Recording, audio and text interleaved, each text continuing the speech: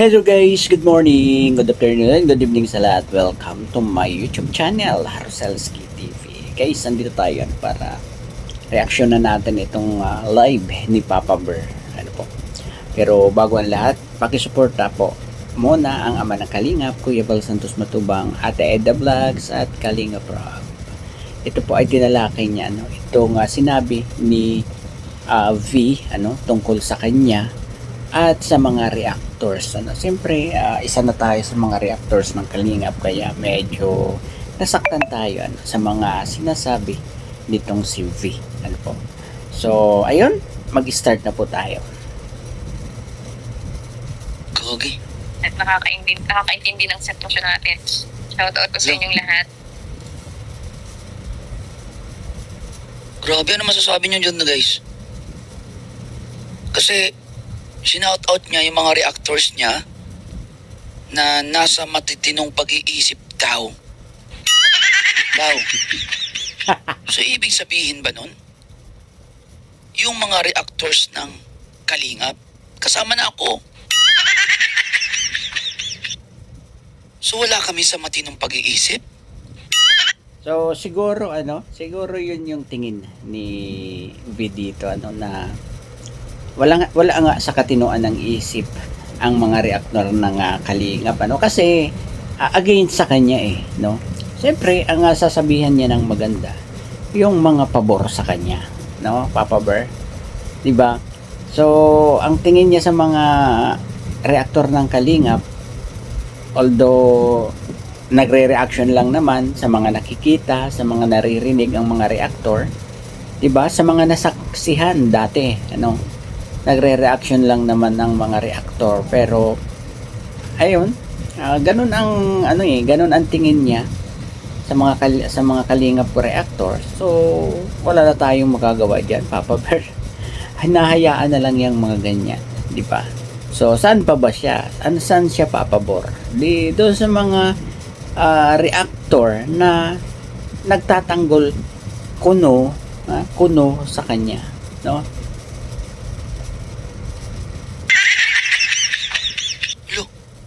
Anyari sa'yo, Bianbi?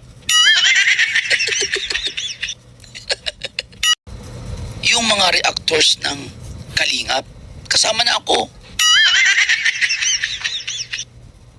So wala kami sa matinong pag-iisip?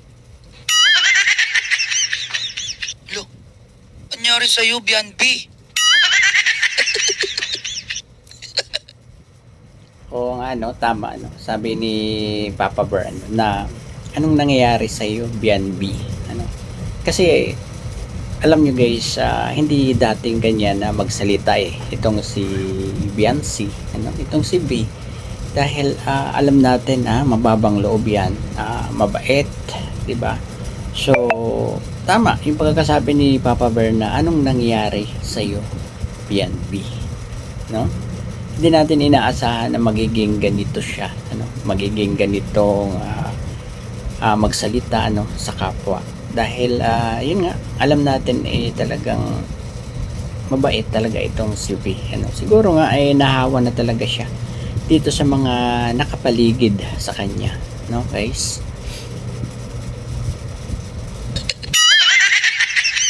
At hindi rin namin mahal ang aming mga pamilya?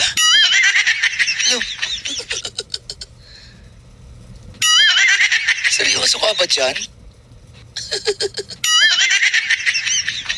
Kasi guys, ito. Pakinggan nyo. And kay Tatay Buwan po, shout out. Shout out. Shout out. Pabebe yan. Okay lang naman. Walang problema. Kaso itong sunod na sinabi mo. Sa mga reactors dyan na nasa matinong pag-iisip. Yung mga reactors niya na nasa... Although may tawa sa dulo yung pagkakasabi niya, yung pagkaka-shoutout niya do sa mga reactor niya na nasa tama daw na pag-iisip, guys. So syempre yun talaga yung iisipin niya kasi pinagtatanggol siya or nasa panig niya, matino daw na pag-iisip. So, ibig sabihin ba, tanong lang naman to, na yung mga reactors ng Kalingap, wala sa matinong pag-iisip? Anong masasabi nyo dito sa sinabi niya, guys? Anong reaction nyo, opinion nyo dito? Di ba? Nagpapasa rin siya. So, oo, nagpapasaring siya, ang Papa Bear. Pero ang opinion ko dito, nasasabi lang niya yan kasi, ayun nga, tulad ng sinabi ko kanina na itong mga shout out niya na mga reactors na to, ito yung mga nasa panic niya eh. So, kaya kanino pa ito kakampi, di ba? Sino pang sasabihin nito ng magaganda, kundi yung mga nasa panig niya, nasa panig nila. 'Di ba? So, ang mga reactors ng Kalingap wala sa panig niya, tutol sa ginawa niya. So, yun nga ang maiisip niya, Papa Bear. Yun yung maiisip niya diyan na ayun, nasa tamang pag-iisip yung mga reactor niya at yung mga nasa Kalingap. Although wala naman siyang sinabi na ganun, pero parang nagpasaring talaga siya dito, no?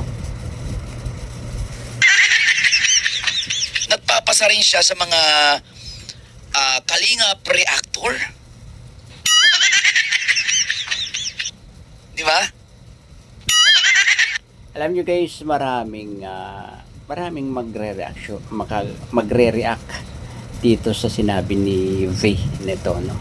Marami yan, especially dito sa mga reactors na nakasubaybay sa mga nangyayari mula nung nagfatulpo itong si V, no?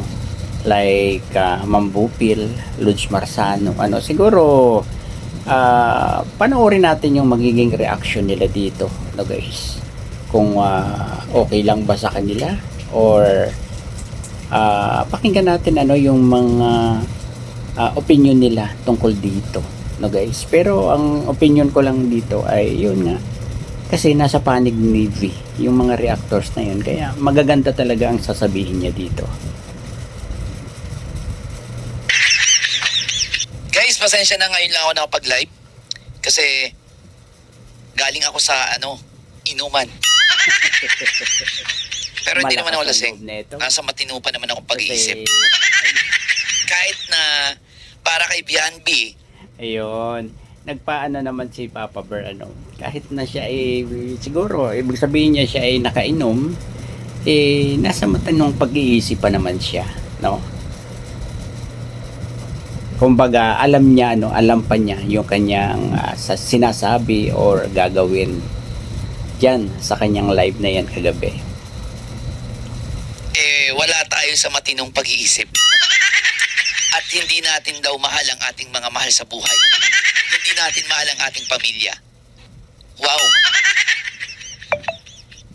Ano masasabi niyo doon? Guys, hindi ako makapaniwala na ganito na yung mga salitaan nito, no? Oo. May Totoo guys, hindi rin ako makapaniwala sa mga naririnig ko ngayon kay V. Talagang nagbago na yung kanyang yung mindset niya, nagbago na talaga. Ibang-iba na siya ngayon kaysa sa dati, guys. Isa lang naman sa akin ito, guys, kasi nag-live pala siya kanina. Syempre hindi ko naman alam kasi syempre tayo kanina nasa kasiyahan. Nag-enjoy tayo kanina. Ate Lea, shoutout sa inyo, kay La Kamay. And napansin ko lang itong salita niya na ito.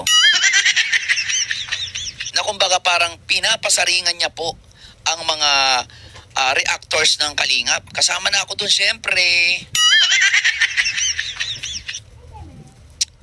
Grabe, Pero kung ako sasabihan nito na ang ganito, kasama na ako dyan, syempre, na wala sa matinong pag-iisip. Diyos ko naman. Ay, sus! Kung wala ako sa matinong pag-iisip, di sana, sabi niya kasi, yung mga mahal daw yung pamilya, Kasi sinout out niya po yung mga reactors niya na nasa matino daw na pag-iisip at mahal daw ang pamilya. So dito, parang lumalabas dito na kumbaga, anong tawag dito? So, ang ano ko dyan, Papa Bear, siguro sinout out niya yung mga nasa tamang, mga reactor niya na nasa tamang pag-iisip. So, ang ano ko dyan, baka meron din siyang reactors na wala sa tama sa pag-iisip. No? Sino kaya yung mga nasa tamang pag-iisip na reactors niya? Wala sa tamang pag-iisip. So, dalawang klase ang kanyang reactors. No? Papa Bear, yun ang pagkakaano ko dyan. Ano? Di naman niya sinabi siguro na mga reactors ng Kalingap yung wala sa tamang pag-iisip. Ano? Siguro ang ibig sabihin niya dyan, dalawang klase ang kanyang reactors.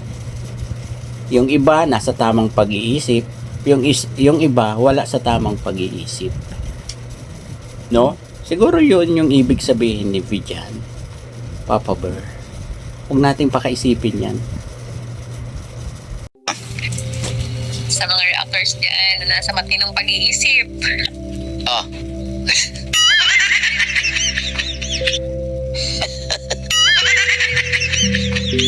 Mga reactors niya yun. Pambira to si Papa Bear. Ano? Talagang kinapture pa, no? Yung pagkadila. Pambira ka, Papa Bear. Bakit mo kinapture pa naman yan? Pambira ka naman. Sa mga reactors niya na nasa matinong pag-iisip. So, ibig sabihin, yung mga reactors ng Kalingap, Team Kalingap, wala sa matinong pag-iisip, ano? Kamusta naman yung pag-iisip mo po? Matino ba yung pag-iisip mo na pagkatapos ka pabahayan, tulungan ng Kalingap, ipapatulpo mo ba? So, kung yung mga reactors mo ay nasa matinong pag-iisip at ang reactors ng Team Kalingap ay wala sa matinong pag-iisip, ano ka?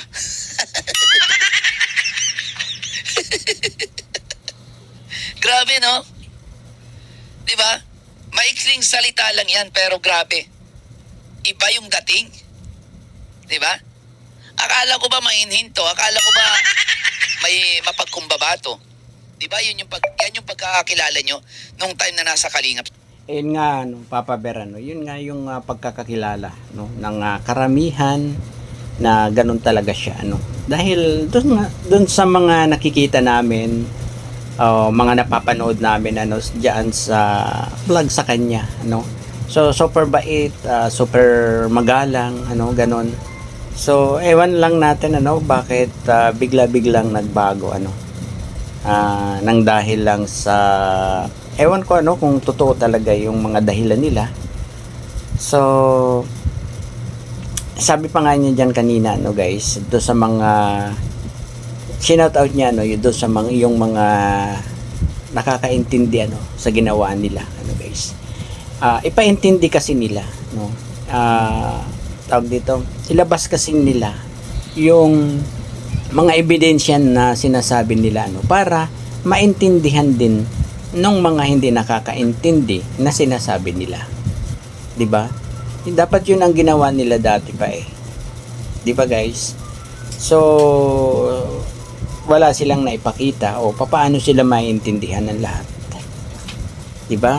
So ayan ngayon, sinasabihan na niya na wala sa matinong pag-iisip, ano, yung iba, ano, dahil hindi sila hindi sila naiintindihan, 'di ba? Yung ganon yung ibig sabihin niya diyan.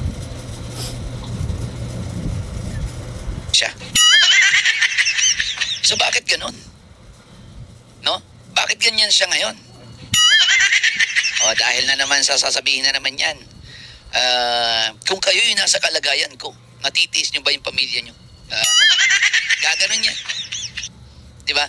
Sabi ni Johan Tandong, kayo guys, ano sa palagay nyo? Ano sa opinion nyo to? Sabi niya pa, baka daw pag si Lord ang kumilos, bumalik daw sa dati ilong mo, Papa Bear. Oh, talaga? Ayan din yung hindi ko nagustuhan ano guys sa sinabi ni V ano, sa live niya kagabi. No guys, nagiging ano na talaga siya yung parang nami-personal na din ano yung kapintasan ng kapwa ano guys. So dapat hindi niya ginagamit ano ang pangalan ni Lord sa mga ganyan ano sa ikakasama ng kanyang kapwa, 'di ba? So idiretso po natin 'to. Anyway, next natin yan. Sa sunod na natin na live yan, pag-uusapan yung about sa... Binanggit daw ako kaso sabi niya, sabi nung source ko, Papa Berto eh. Pero anyway, so ako na rin yun. Oo. Babalik yung ilong ko. At saka may nagsabi pa na ginaya ko daw yung ilong ni Bianbi. Ginaya ko daw yung ilong ni Bianbi. Saan banda?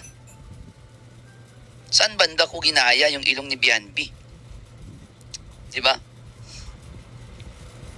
Ginaya ko ba? Oh. Oh. Gaya ba nung ilong niya? Parang hindi naman. Diba? Kasi ito pinaritoke ko to eh. Diba? Wala namang masama magparitoke. Kasi nga, si Bianbi nga, diba, nagparitoke ng ngipin. Okay? So, Grabe ano. Oo nga ano, 'di ba? Dapat hindi talaga siya nagsasalita ng ganyan ano. No? Magsalita siya kung perfect na perfect talaga. Ano, mula sa simula siya. No? Yung walang kapintasan siya, yung dapat doon siya magsalita, pwede siya magsalita ng ganun. Pero hindi ano, may inayos din sa mukha niya. Sa buong pagkatao niya, may inayos din, guys, ano. Kaya nga hindi ko nagustuhan yung sinabi niyang yun dyan sa kanyang live na inayunan naman ng kanyang mga viewers doon ano ni walang nagsaway ano kung mga nagmamalasakit talaga itong mga ito kay V, dapat may isa man na nagsaway sa kanya na wag ganon ano, wag i-personal ang isang tao, di ba? Lalo na sa mga ganyang kapintasan diyan sa pagpaparitoke ano. So pakinggan natin paano yung sasabihin ni Papa Bear dito, guys.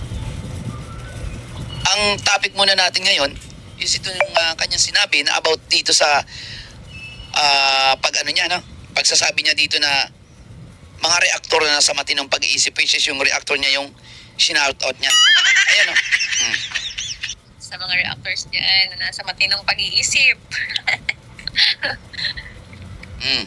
Mga mahal ang pamilya nila. Di ba? So, ibig bang sabihin nun? Nagtatanong lang naman ako. Okay? Ito naman na itanong ko. Dahil sinabi mo na nasa matinong pag-iisip yung mga reactors mo, so ibig sabihin ba, yung reactors ng Team Kalingap wala sa matinong pag-iisip? Hala ka. So, kasama na rin ako doon. So, ibig sabihin, wala ako sa matinong pag-iisip. O, partida, nakainom pa ako niyan, pero matino pa rin ako. Di ba? Grabe ka naman maka-judgment. No? Ako, never kitang sinabihan na ikaw ay wala sa matinong pag-iisip. Di ba? Wala naman ako sinasabi sa kanya na wala siya sa matinong pag-iisip, di ba? Wala pa. Ngayon pa lang, tatanungin kita, ikaw ba, nasa matino ka bang pag-iisip? Yung ginawa mo ba ay nasa matinong pag-iisip yon? Na pagkatapos kang tulungan ng Team Kalingap, pabahayan, ipapatulpo mo. Yun ba ay matino na pag-iisip? Tanong lang naman yun. Pwede mong sagutin, pwedeng hindi. Diba? Diba? Ginamit pa si Lord. Ano? Babalik daw yung ilong ko sa dati. So, ibig sabihin, ginamit mo si Lord? Sa ano sabi niya? Pag si Lord daw ang kumilos, baka daw bumalik yung ilong ko sa dati. Abo, grabe na. Ayun, guys, no. Sa mga solid dyan, ano, guys. So, pasensya na kayo, ha. Kasi, nareaksyonan ko itong kay Papa Bear na ito, ano. Kasi, hindi ko talaga nagustuhan yung sinabi ni V na yan, no. Hindi, di porket tayo umaasa, ano, tayo ay mga solid. ay hindi na natin napapansinin ano yung mga maling inuugali, ano, yung mga mali. Huwag na tayong gumaya ano doon sa mga nandun sa comment section na inayunan pa yung sinabi ni V na yan, no, ni wala man lang kahit isa na nagsaway sa kanya na huwag ganun, ano, huwag ganun yung pananalita niya, lalo't andyan siya, ano, naka-live, maraming nanonood, maraming nakasubaybay, ano, lalong-lalo ng mga reactors, 'di ba? So, dapat may nagpayo man lamang sa kanya doon, ano, kung talagang nagmamalasakit sila ng totoo, dapat sinaway nila itong CV. 'Di ba, guys? Huwag kayong magtatampo sa akin ha, kung napuna ko talaga 'to, no? Kung talagang hindi ko nagustuhan itong sinabi ni V na ito, ano, tungkol kay Papa Bear at tungkol na rin sa mga reactors ng Kalingap. Ano, guys? Man yan. Sobra-sobra naman yun. Ginamit mo pa si Lord, ha? Para gumawa ng hindi maganda sa akin? What? Pati si Lord idadamay mo? Ha? Pati si Lord idadamay mo sa iyong panalangin na baka bumalik yung ilong ko sa dati. Guys, sa mga sulit, guys, huwag kayong magtatampo, ano, kasi hindi dapat natin, ano, payagan, ano, na maging ganito talaga si P, no, na maging judgmental na rin, ano, sa mga tao, ano. Yes, kinakalaban siya, pero wag naman yung ganyan, ano, gagamitin pa niya ang pangalan ni Lord, ano, para balikan, ano, ang isang tao, 'di ba? So pangit na ugali yang ganyan, kaya kailangan nating kondinahin, ano, o pigilan, 'di ba, guys? So ayun, no, tulad ng sinabi niya kay Papa Bear, ano, para bang mulat sa simula perpekto siya, no, yun yung nagiging dating, 'di ba?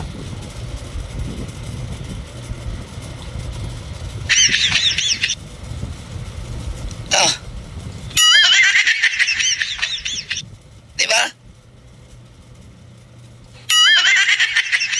Grabe naman yan. Alam mo yon, huwag mong gagamitin ng Panginoon, ha? Kung ang intention mo sa kapwa ay masama. Parang ano naman yun, parang anong tawag doon? Para siyang, may tawag doon eh. Anong tawag doon, guys? Basta may tawag doon, nasa dulo ng dila ko, ah. Ah. Ah. Sa dulo ng dila ko. Ayan o. Diba? Grabe ka naman. Wag naman ganun, Bianbi. Wag mong gagamitin ang Panginoon o ang si Lord, no? O baka naman na sabihin ng mga iba diyang viewers, ano, ng kabila na ay parang binabalahura na naman ni Papa Bear itong si V, ano. Hindi po, ano, parang pinapayuhan pa nga niya rito, no, na huwag ganun, 'di ba? Huwag ganun. Huwag ganun. Huwag gamitin ang Lord, ano, sa pagganyan, ano, sa pag ano sa kapwa, no, yung may gustong mangyaring masama sa kapwa, di ba?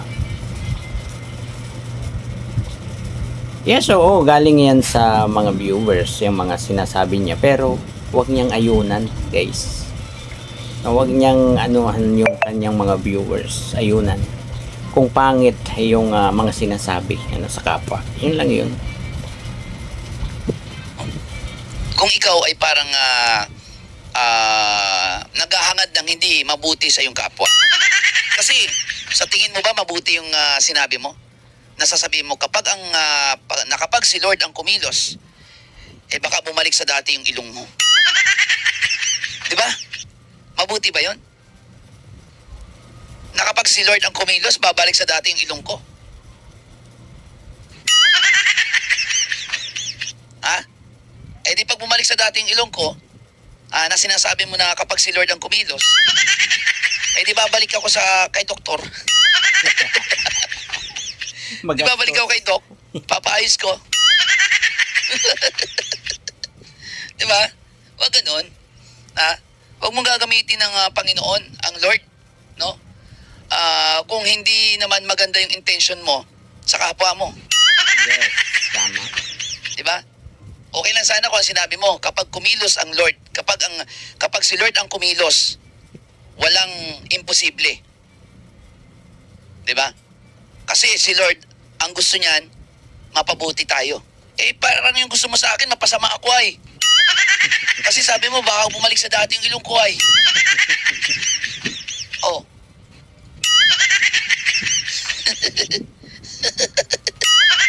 Di ba? Oh. Wala pa kasi ako masyadong sa live niya. Okay? So ito pa lang yung nakarating sa akin kasi hindi naman ako nanood ng live niya. Busy tayo kanina. Nasa session tayo kanina. Kasama ng mga pinsan ko, mga kapatid ko. So enjoy muna kami. Chat muna kami, no? Chill lang. And then ito, may nagpasa sa akin ito. At sabi ko, parang hindi naman yata tama yan na pati si Lord gagamitin mo para sa ikakasama ng kapwa mo.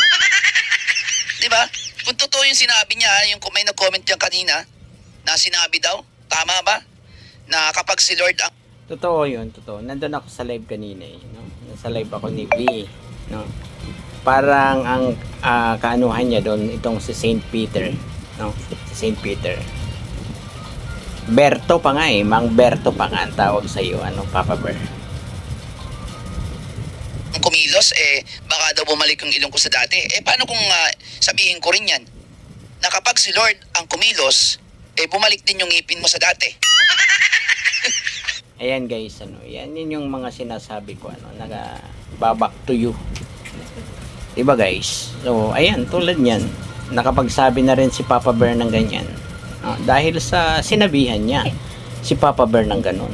Diba? So, masisisi ba natin si Papa Bear na ibalik sa kanya, yung ganyang mga pananalita, diba?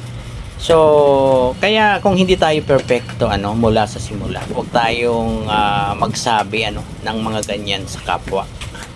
'Di ba? Kasi sigurado mababack to you. 'Di ba, guys?